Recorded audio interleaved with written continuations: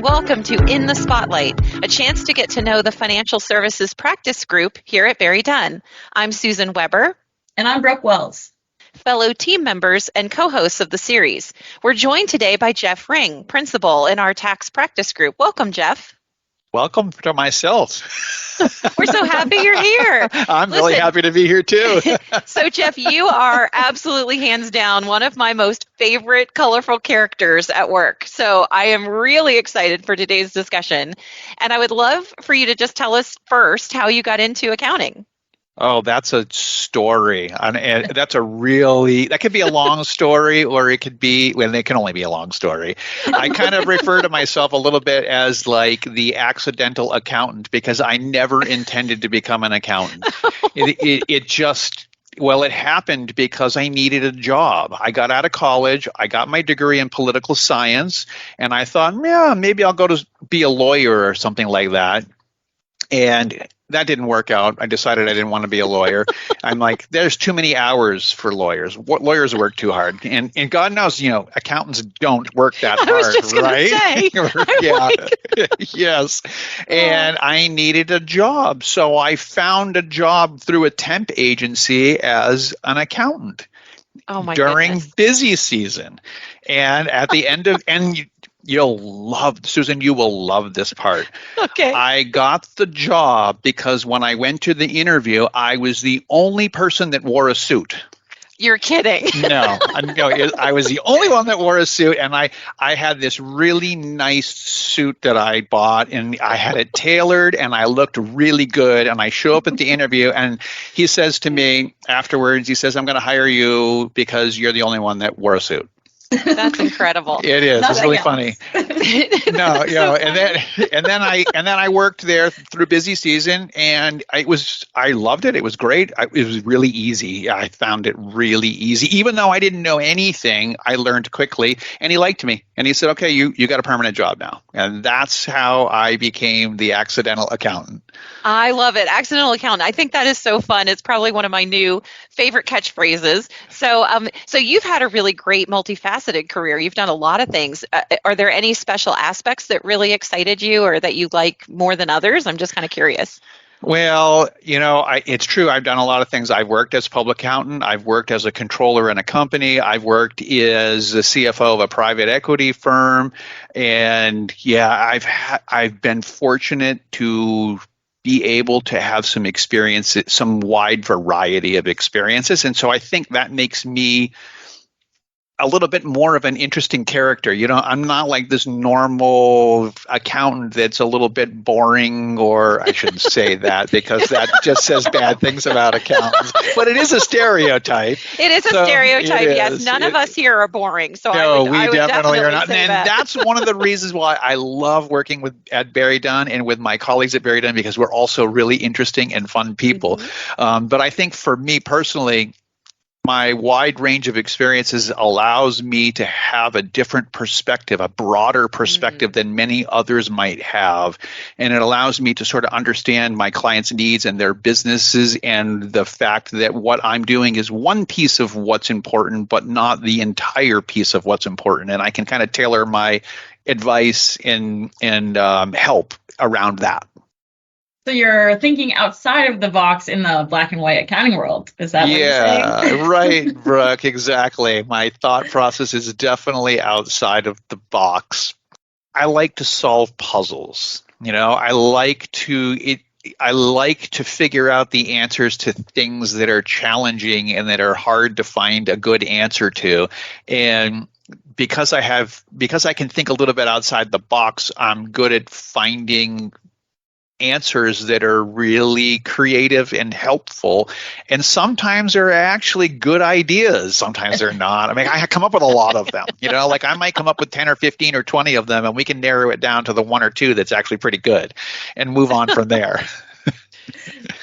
So, Jeff, I've had the great pleasure of being in some of your training classes and some of your education classes and really hearing the way that you sort of approach topics. Talk a little bit about, knowledge sharing for you and what that's meant in your career. Yeah, I really like to share the things that I've learned with the people that I work with. I mean, I've been fortunate to have a lot of good teachers in my life and a lot of people that helped me transition from into this career, or to learn how to be a better practitioner. And I feel like I ought to pay it forward a little bit and share that with the people that I work with, and actually share it with clients too. And strangely enough, I've gotten pretty good at teaching and being able to explain the things that I've learned in a way that other people can actually learn it too.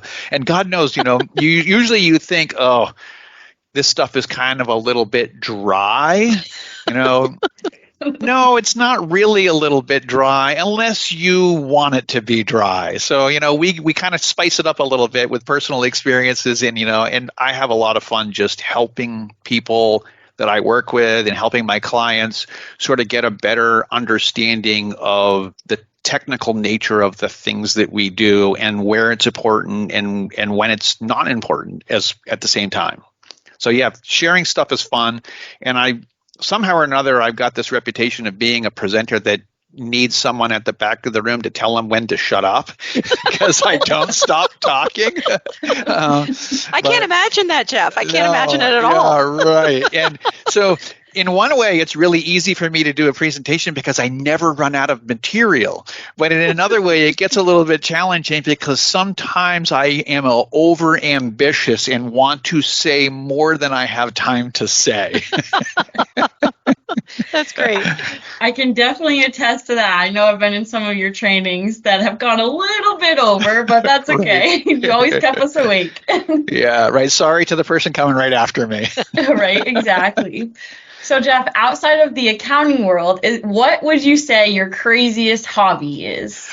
Oh, my goodness. Well, I practice Tai Chi, and I really love it. And it's probably not a hobby that everyone would be interested in or that you would commonly hear from people, but I started doing it maybe 10 or 12 years ago, and the reason I started is because I started having the proverbial office worker back problems. Sitting at my desk all day long and, working too late into the evening, not taking breaks, not stretching, whatever, and all of a sudden my back hurts.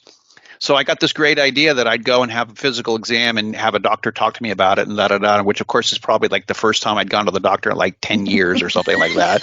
So I know. So I get there and he says to me, yeah, you're right on track for having back pain. And I'm like, what? He's like, yeah, you're right on track. You work in an office. You don't get enough exercise. You don't do anything. Here's your physical therapy exercises on this. So he rips off a sheet of paper, like there's probably 20 sheets there, all the same. Like he's got them ready to give to every office worker that comes in. And he gives me this sheet of paper and he says, go do these physical therapy exercises. And I'm like, no, I know myself. I'll never do them. So I had to figure out something that I could do that I would like. And I came upon Tai Chi and I started doing it and I like it a lot. So I keep doing it. And I've even, Brooke, I'm not going to stop.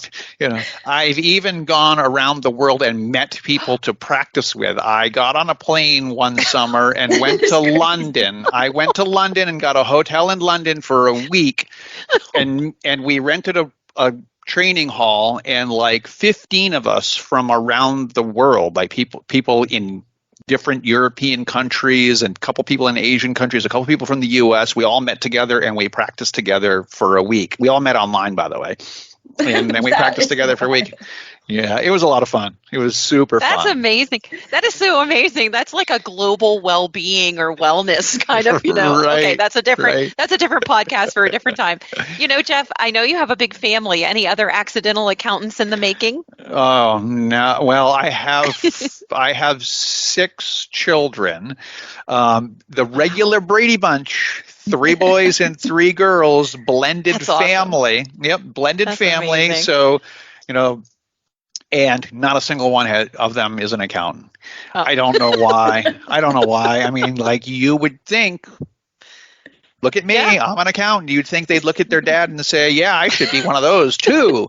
But no. But I do say, like, I have numbers people in the family. Like my daughter is an engineer. So, Nice. so she does that, but it's really nice. All of my kids are in their 20s and they're all off doing their own things. They all have their own places. I don't give them any money. They don't ask me for any money.